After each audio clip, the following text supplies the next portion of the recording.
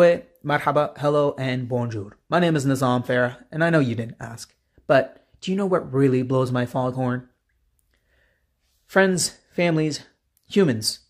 Today's episode 6, are we going to be talking about drugs, booze, oops, you snooze, you lose. Now, the reason why I came up with this title is because it does really catch your, it does catch you, and it kind of makes you want to ask questions like, what the hell is this guy talking about? Right? Drugs, alcohol are for fun, right? Being young and enjoying life is fine. But what allows us to lose control of that fun? How do we switch that part of our brain, that dopamine receptors, where enjoyment and recreational use becomes substance abuse? Don't get me wrong. You know, I've indulged in my past life and it was fun. But I've never had the opportunity, I guess a bad opportunity, to just sit here and be like, whoa, I need more of this, right? And there are people out there that are not as fortunate as me, and they have fallen through the cracks of society, and they have gone down the addiction and abuse route, right? My issue is, whatever leads you down this dark path of addiction and abuse, what help is there out there for you? Do you find the help? Like, actually helping? You know, if there's one thing about our healthcare system here, particularly in Nova Scotia, I feel like people agree that it's a shit show, right? And, you know, in my line of work, I do see a lot of addiction. I do see a lot of overdoses. I do see a lot of abuse. The mental health aspect of things that tie in to all that shit show. And it's sad. It is very sad that we live in a first world country with a healthcare system that is worse than a third world country for people that actually deserve the help, right? And I just wish that there was a different way to do it. You know, when I was with EHS and I was working on the ambulances, people call 911 and they're like, listen, I've been drinking, I've been binging for days, and I need the help. Yes, I want to help this person, and I want nothing but to help that person because they are reaching out and they're making that first hardest step happen. Help.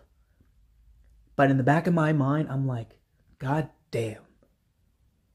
I'm facing the reality and just telling myself, well, you're going to be sitting in the hallway for probably days, and you're probably not going to see anyone for a long time. And by that time, you're going to have more problems on your hands than wanting help or going back home to drink.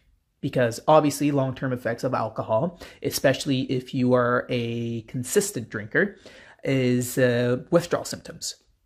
Withdrawal symptoms is no joke. You know, that messes people up and can lead to seizures, can lead to death.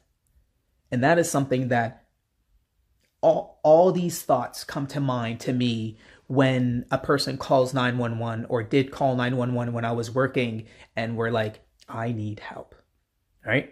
And now, I don't know if you knew this, but here in Nova Scotia, we do have a wet shelter.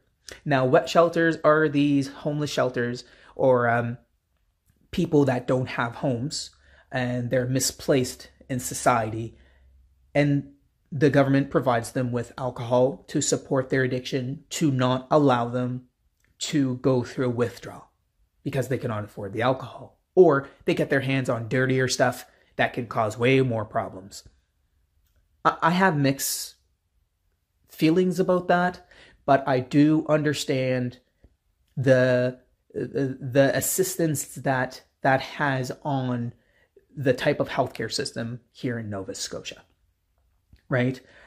Also, we have a brown bag program here in Nova Scotia. So if you are addicted to opioids or any other type of drug that you like to inject, you can go to specific pharmacies that have clean needles and they have the proper supplies for you to inject safely. Now, I've heard about this for years back in BC. I knew they had this kind of program, but I recently heard about it here in Nova Scotia.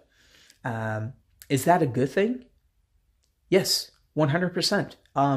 Because the things that come from dirty needles is horrific.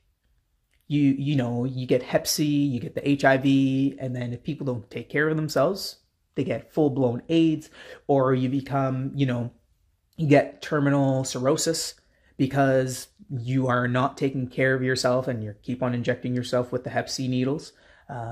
That's dangerous.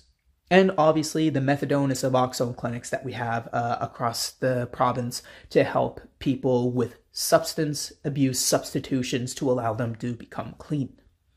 And obviously a big 2023 news that happened recently was BC decriminalizing drugs.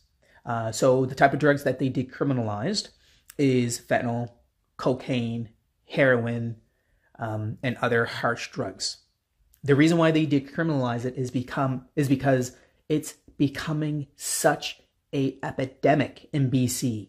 People are dying every day. I think the rate of deaths right now of overdoses a day are like 3 to 6. Like, that's insane. Like, how can we say as a first world country these are things that we're struggling with, right?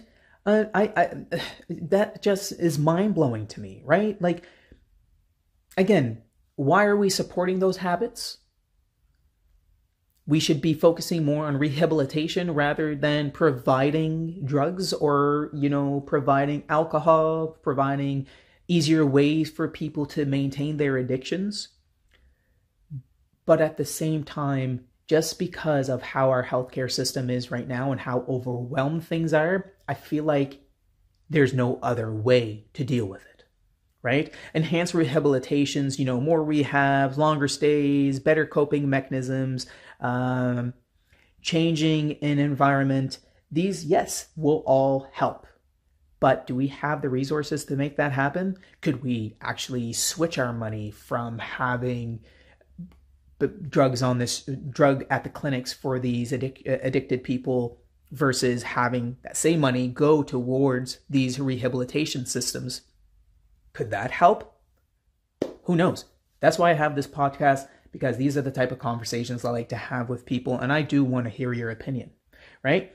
Or another thing, there's a huge correlation between poverty and crimes, addiction, and et cetera, right? So if we decrease the poverty rate, increase education, so provide free post-secondary education for people, provide better ways for people to get education, could that provide people with a better life, decrease the poverty rate, and in a way, we don't have to deal with addiction and abuse?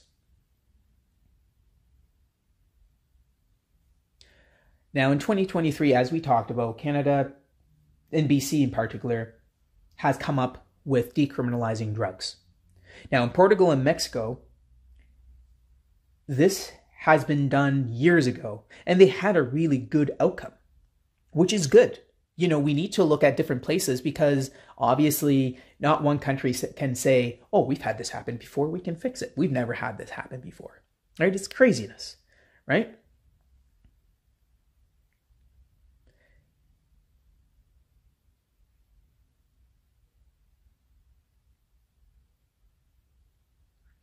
Now, on the other side of things, yes, we're talking about decriminalization. We're talking about other countries that have done this.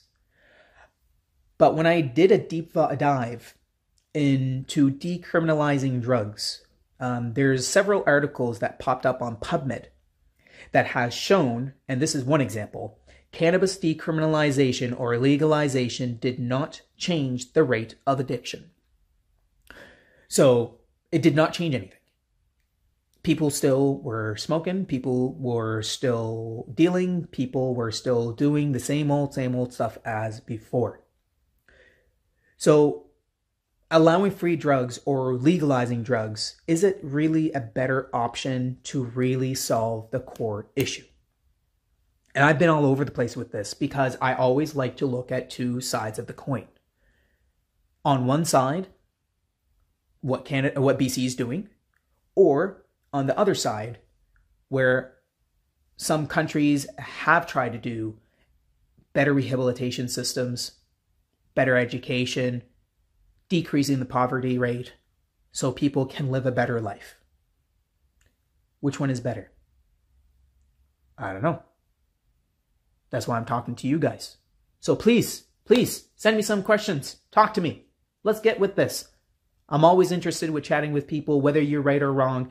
And I don't tell anybody he's right or wrong. And I hope you feel the same way about my conversations here on this podcast. Friends, families, humans, thank you very much for listening. And stay tuned to the next one. Cheers.